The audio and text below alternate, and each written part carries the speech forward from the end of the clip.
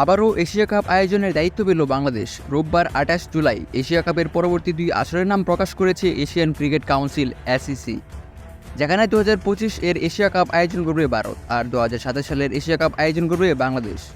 ২০২৫ এর Asia cup হবে টি-20 ফরম্যাটে, কারণ ২০২৬ সালে অনুষ্ঠিত হবে টি-20 বিশ্বকাপ আর ২০২৭ সালে ওয়ানডে বিশ্বকাপ অনুষ্ঠিত হবে, যার কারণে তার আগে অনুষ্ঠিত হতে যাওয়া এশিয়া কাপ হবে ওয়ানডে ফরম্যাটে। ২ আসরেই ১৩টি করে ম্যাচ থাকবে। বাংলাদেশ ও ভারত ছাড়াও এশিয়া কাপে অংশ নেবে পাকিস্তান, শ্রীলঙ্কা ও আফগানিস্তান। এছাড়াও বাছাই পর্ব পেরিয়ে একটি করে সহযোগী সদস্য দেশ যোগ দেবে টুর্নামেন্ট দুটিতে।